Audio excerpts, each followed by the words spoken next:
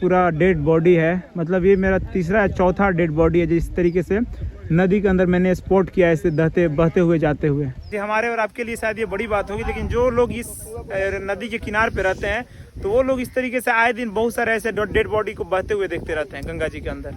तो देखिए अभी हम जहाँ पे खड़े हैं, हम यूपी यानी कि उत्तर प्रदेश में खड़े हैं और छत के सबसे टॉप पे भी हम खड़े हैं। यहाँ से आपको बढ़िया से सारा नज़ारा दिखेगा।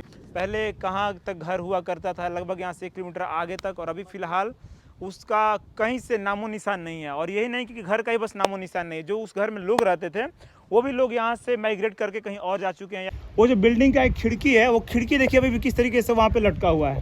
तो देखिए जैसा कि बहुत सारे लोग पूछ रहे थे कि आखिर जवेनिया गांव में जो हाई स्कूल था वो हाई स्कूल बचा कि नहीं बचाया। चलिए अभी हम हाई स्कूल के ऊपर चलते हैं। जैसा कि देखिए आप देख सकते हैं हाई स्कूल का कुछ पोर्शन बच गया है, लेकिन पीछे का जो कुछ भाग था वो पूरे तरीके से गंगा के अंदर विलीन हो चुका है।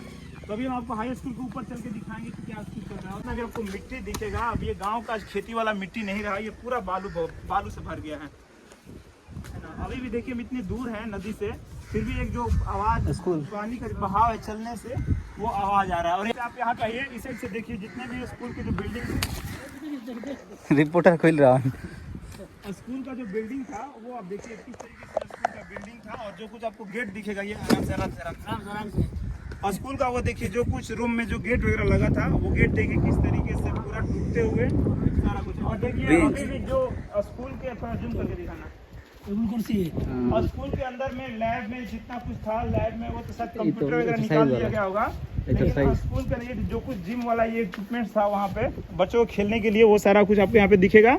और यहाँ से आप देखिएगा वहाँ पे देखिए क्लासरूम में जितने भी टेबल बेंच वगैरह थे और ब्लैक बोर्ड वगैरह वो किस तरीके से ध्वस्त होता हुआ आपको ध्वस्त होता हुआ नदी के अंदर गिरा है वो आपको दिखेगा। अभी भी देखिए वहाँ पे ऊपर दिखाइए वो जो बिल्डिंग का एक खिड़की है, वो खिड़की देखिए अभी भी किस तरीके से वहाँ पे लटका हुआ है। और देखिए अभी भी यहाँ पे बहुत सारे जो क्वेश्चन पेपर है स्कूल के अंदर में जो था वो सारा कुछ ऐसे बिखरा पड़ा है स्कूल के। तो यहाँ से अभी हम ऊपर चल के आपको दिखाने की कोशिश करते हैं। तो देखिए यहाँ पे अभी हम एकदम साइड में यहाँ पे खड़े हैं और इसके पीछे में आप देखिए ये जो पूरा आपको टूटा फूटा बिल्डिंग दिखेगा, इसका आधा पोर्शन अभी तो गंगा का थोड़ा कटाव और बहाव कम हो गया है, तो शायद ये स्कूल बच गया बिल्डिंग वगैरह, नहीं तो ये बिल्कुल बचने वाला नहीं था। जिस तरीके से ये टूटा फूटा स्टार्ट हो चुका था पूरा जो स्कूल का बिल्डिंग है। इस पूरे पोर्शन में हम दौड़ के सारा रिपोर्टिंग करके एक एक घर आपको दिखाए हैं। आपको अभी नहीं पता है तो हमारा पुराना वीडियो आप देखिए, आपको दिखेगा एक एक घर में घुस करके किस घर में क्या कुछ टूटा फूटा है, किस घर में फोटो का एल्बम ऐसे पड़ा है, कहीं गुड़िया पड़ी हुई है, वो पूरा आपको घर के अंदर घुस करके हम सारा कुछ दिखाने की कोशिश किए थे। और देखिए पूरा ये रास्ता एकदम गंगा नदी के बहाव में तब्दील होता हुआ आपको दिखेगा। छत के सबसे टॉप पे भी हम खड़े हैं, यहाँ से आपको बढ़िया से सारा नज़ारा दिखेगा। ये देखिए ये जो आपको पूरा ये सूखा दिख रहा है, ये टाइम पे मतलब कि इसमें आपको कुछ भी पोर्शन दिखने वाला नहीं था। दूर तक आपकी जहाँ तक नज़र जाती है आपको बस पानी ही दिखता, लेकिन अभी पानी का बहाव पूरे तरीके से खत्म हो गया है, जिसकी वजह से आपको जवेनिया में कुछ ही घर बचे हुए हैं। आपको देखिए यहाँ से आप गिन सकते हैं अपने हाथों से और आंखों से देख करके घर का काउंटिंग कर सकते हैं कि बस यहाँ पे कितना और घर बचा हुआ है। ये आपको जो दिख रहा है इस घर का तो आधा से ज़्यादा पार्ट टूट गया है, तो इसको हम अभी घर में नहीं गिनती करेंगे, लेकिन पीछे में देखिए 1 2 3 4 5 6 7 घर हमको इस साइड में दिख रहा है एकदम, जिसको अभी हम आँख से अपने देख करके गिन सकते हैं। 7 घर यहाँ पे दिख रहा है, जूम करके दिखाना उधर, और उधर में देखिएगा तो 5 4 घर दिख रहा है। मतलब मुश्किल से 10 घर आपको यहाँ पे जवेनिया गांव के अंदर बचा हुआ दिखेगा। तो देखिए एक टाइम पे जैसे कि आज से 1 डेढ़ महीना पहले हम आए थे, तो मतलब वो चीज़ देखते हुए अजीब लगता है कि 1 डेढ़ महीना पहले हम आए थे और 1 डेढ़ महीना पहले का यहाँ पे गाँव का मंजर क्या था, और अभी फ़िलहाल एक मतलब पूरे तरीके से एक ड्रामेटिक चेंज आपको यहाँ पे देखने को मिलेगा। आपको शायद उस तरीके से फील ना कर पाए हो, लेकिन जो लोग यहाँ पे अक्सर मतलब रेगुलरली विजिट करते हुए, लगभग ये मेरा यहाँ पे 6वां दिन है, 6वां दिन यहाँ पे अभी हम आए हैं 6 डे, तो यहाँ पे रेगुलर हम आते हैं तो हम सारा कुछ देखे हैं, एक एक चीज़ को किस तरीके से बिल्डिंग ढहा है, क्या कुछ हुआ है, किस तरीके से लोगों को यहाँ पे हम रोते बिलखते हुए देखे हैं। यहाँ पे किस तरीके से जब किसी का घर ढह के गिर रहा था गंगा के नदी, तो वहीं पे वो इंसान खड़ा होकर के उसका पूरा परिवार वहाँ पे खड़े होकर रो रहा था, वो सारा मंजर मैंने देखा है। तो वो चीज़ देखते हुए मेरे को अजीब लग रहा है कि पहले कहाँ तक घर हुआ करता था, लगभग यहाँ से 1 किलोमीटर आगे तक, और अभी फ़िलहाल उसका कहीं से नामो निशान नहीं है। और यही नहीं कि घर का ही बस नामो निशान नहीं है, जो उस घर में लोग रहते थे वो भी लोग यहाँ से माइग्रेट करके कहीं और जा चुके हैं, या कोई अपने जाके रिलेटिव के घर पे रह रहा है, या फिर कोई जो मतलब रिलेटिव के या फिर कहीं और जा करके अपना वो मतलब तैयारी में है कि यहाँ से निकल गए हैं तो कहीं और अपनी रहने का सब चीज़ का व्यवस्था करें। तो वही जो लोग आपको बांध पे दिखेंगे तो वही जो बिन लोग हैं, जैसे कि ऐसे तो बोलना नहीं चाहिए कि कास्ट को लेकर कैसे आइडेंटिफाई करना, लेकिन हमारा सोसाइटी उस तरीके से सर्वाइव कर रहा है इतने सालों से, तो उस चीज़ से हम कैसे बच सकते हैं। तो अभी वही बिन लोग हैं जो कि बांध पे लोग बैठे हुए हैं, वहीं पे अपना रहना बसेरा चल रहा है। और वही देखिए पूरा मंजर बना हुआ है, गंगा का प्रभाव अभी भी लगातार देखने को मिल रहा है। तो पूरा गांव एक उजड़ गया। तो अब देखिए इससे सरकार इस चीज़ पे कितना कुछ ध्यान देती है और कितना लोगों को मुआवजा मिलता है, जिनका घर गया है, क्या कुछ गया है, उतना तो जितना उनका लगा होगा उतना तो नहीं मिल पाएगा, लेकिन सरकार को एक उचित अमाउंट देना चाहिए। जिन लोगों का घर वगैरह सब ढह गया, धंस गया, पूरा उनका ज़िंदगी तबाह हो गया, उनका जो पूरा एक ज़िंदगी है फिर से नए तरीक़े से सब कुछ शुरुआत करना होगा। तो उस चीज़ को समझते हुए सरकार को एक अच्छा खासा मुआवजा लोगों के हाथ में देना चाहिए, जो कुछ मनी कैश के रूप में जाए, चेक के रूप में जाए, वो चीज़। और देखिए इस चीज़ का ध्यान रखना होगा प्रशासन और सरकार को कि कहीं ऐसा कुछ लाया जाए जिसकी वजह से डायरेक्ट जो कुछ ट्रांसफ़र का जो सिस्टम हो डायरेक्ट उनके पास जाए, खाते से जाए, जैसे जाए। बीच में ये जो बिचौलिए जो होते हैं, जो कि इस आपदा में अवसर ढूंढ करके पैसे कमाने के चक्कर में रहते हैं, उस चीज़ से इन लोगों को थोड़ा बचा करके रखना चाहिए। तो देखिए लगातार मैंने आपको बहुत सारा ऐसा दृश्य दिखाया जिसमें किसी इंसान का डेड बॉडी ऐसे दहता हुआ जा रहा था, लेकिन देखिए यहाँ पे आपको जो मंजर देखने को मिला, ये अर्थी है एक, मतलब उस पर डेड बॉडी है, लेकिन उसको एक बांस वास में रख करके ऐसे बांध करके और कपड़ा उपड़ा लपेट करके एक डेड बॉडी फिर भी आज देखिए फिर ऐसे दहता हुआ जा रहा है। और उसके ऊपर देखिए बहुत सारे कौवे हैं जो कि उस बॉडी को नोच करके खाए जा रहे हैं वहाँ पे। मतलब देखिए ये कुछ अभी मतलब गंगा का नज़ारा बना है कि जिस तरीके से जो भी हमारे रिचुअल्स है, किस तरीके से उसको देह संस्कार करना है, उस तरीके से ऐसे किसी को ऐसे दहा देना बॉडी खुले मतलब गंगा के अंदर, कितना अजीब लगता है।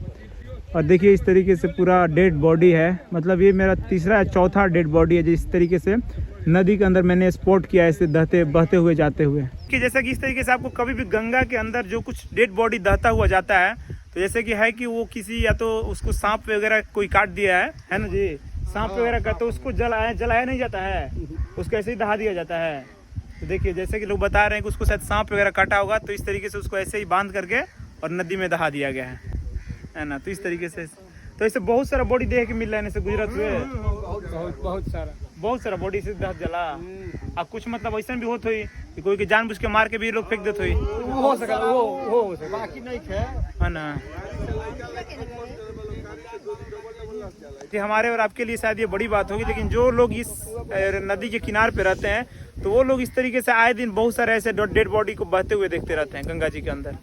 तो उसमें बहुत सारा ऐसे इंसिडेंट वगैरह भी होता हो, किसी को मार करके ऐसे फेंक देना, किसी से दुश्मनी वगैरह हो, तो इस तरीके से ये नॉर्मल है कि इस तरीके से गंगा के अंदर बहा देना। अब बताइए इस तरीके से इतना जिसमें तेज धार है और इतना ज़्यादा अमाउंट में यहाँ से पानी बह रहा है, तो इसमें मतलब बहुत ही ऐसे रेयर होता है कोई बॉडी के बारे में पता चलता होगा कि कौन कहाँ से आ रहा है क्या नहीं है, नहीं तो ऐसे विलुप्त हो जाता है इसी में। लोगों को मतलब बहुत लोगों तो मिलता भी नहीं होगा किसका बॉडी कहाँ गया क्या नहीं गया। तो देखिए यहाँ से लगभग 4 किलोमीटर दूर ये जो जहाँ पे हम खड़े हैं, यहाँ से एक रोड जाता था, जवैनिया गांव से होकर एक रोड जाता था जो कि भुआल छपरा नौरंगा जी, जो कि भुआल छपरा नौरंगा को कनेक्ट करता था। वो पूरा जो रोड है वो गंगा के अंदर विलीन हो गया है। अब उधर के लोगों को जाने का पूरा रास्ता ब्लॉक हो गया है, यहाँ पे कोई रास्ता नहीं है। नहीं तो यहाँ से देखिएगा लगभग 4 किलोमीटर दूर होगा, 3-4 किलोमीटर 3 किलोमीटर दूर यहाँ से भुआल छपरा नौरंगा गांव है। वहाँ के लोग आने जाने का यही रास्ता था, मतलब ये रास्ता नजदीक पड़ता है नू आवे जाए खातिर। अब कौन रास्ता पकड़ के जाए पड़े लोग, कैनामपुर हो के शाहपुर से के, तो फिर अब उन लोग जाने के लिए वहाँ शाहपुर से जा करके कौन गाँव के नाम बताइए, हाँ मतलब दूसरे रूट से होकर के जाना होगा, जो कि काफी वहाँ पे लगभग ज्यादा डिस्टेंस पड़ता है वहाँ के लोगों के लिए। तो देखिए अभी हम जहाँ पे खड़े हैं, हम यूपी यानी कि उत्तर प्रदेश में खड़े हैं, और यहाँ पे जितना भी आपको लोग दिखेंगे ये सारे लोग यूपी के हैं। और ये गांव का नाम क्या बच्चा, और इस गांव का नाम है चक्की नौरंगा, जो कि यूपी में पड़ता है। तो यहाँ से लगभग कुछ कदम की दूरी पे आपको बिहार का गांव दिखेगा, वो बिहार में है, जवैनिया बिहार का, और चक्की नौरंगा ये हो गया यूपी का। तो आप सभी लोग का तो वोटर आई कार्ड यूपी में होगा। दोआबा क्षेत्र है, बलिया जिला, दोआबा क्षेत्र है, बलिया का, बलिया जिला ये लिखा हुआ है सब। अच्छा हाँ, बिहार पड़ जाएगा, यूपी पड़ जाएगा। अच्छा बलिया का ये सब कुछ है, क्या कुछ है बताइए तो, कौन विधानसभा है क्या है? 363 363 विधानसभा है। विधानसभा है। अच्छा, क्षेत्र कौन बोला जाता है इसको? Nauranga UP, Nauranga UP. बलिया जिला बलिया है, तहसील बैरिया है, थाना बैरिया है। अच्छा, तो अच्छा बताइए, तो आप लोग तो इसे यूपी में है, हाँ। लेकिन आपको जरूरत के लिए सारा कुछ तो इधर बिहार में ही काम करना होता होगा। कोई जरूरी नहीं कि बिहार में जाएंगे, हम लोग यूपी में भी जाते हैं। कैसे जाते हैं? नाव से? नाव से जाते हैं। हाँ। नाव से तो भी नाव जाते का हैं। हमेशा आना जाना लगता है? जहाँ हमको सूचना से मिलता है वहाँ जाते हैं, जैसे अपना सामान लाते हैं। तो चाचा रवा कहाँ जाएगा बाबे? नौरंगा नौरंगा। तो राउर तो जाएगा गांव के अंदर का पूरा रोड खराब हो गया अब। पूरा किनारे धके जाएगा। तो पैदल ही जाए? हाँ पैदल तो कितना किलोमीटर दूर पड़ जाए पैदल? और जो 3 किलोमीटर 3 किलोमीटर पैदल ही जाए पड़ी अब। तो ये जैसे मतलब जरावा सब है कि इतना दूर बढ़ुए, तो जैसे चाहत रहे कि ना प्रशासन से जैसे नाव चलावे खातिर? नाव कहाँ चली है मतलब है जो धारा नहीं ठहरे दे। अच्छा, धार नहीं खे, छोटे मोटे नाव ना चल पाई? छोट मोट के तो झटेर के बीच मतलब धार धार के वजह से ना चल पाई। धार पर बहुत तेज में चली तो बड़ा वाली जो रही से मशीन वाली वो चल सकती है। ऊंचा तो कनियों का हालत खराब हो जाता है। तब तो पूरा आदमी का आवाजाही का रास्ता ही है बनू। हाँ, रास्ता ये भाई तब- बिहार होकर भाग करना में तो अब इमरजेंसी मान ली कोई गाँव में है, इमरजेंसी और बिहार होकर भाग हाँ वो जैसे पकड़ के, जैसे करना है माधोपुर तो ढेर दूर पड़ला नु। हाँ कितना ज्यादा पड़ जाला दूर? मुझे 6-7 किलोमीटर पड़ी। तो देखिए चाचा जो हैं, इनको अब लगभग यहाँ से जो रोड का जो कनेक्टिविटी है वो पूरा यहाँ से खत्म हो गया है। जो मेन रोड जाता था गांव को कनेक्ट करता था, वो रोड पूरे तरीके से गंगा के अंदर विलीन हो गया। तो अब यहाँ से ये लगभग 3-4 किलोमीटर इसी तरीके से सर के ऊपर बोझ लेकर के ये पैदल ही जाएंगे आप। नौरंगा भुआर छपरा मंदिर के पास, मंदिर के पास वो पैदल ही अब यहाँ से जाएंगे।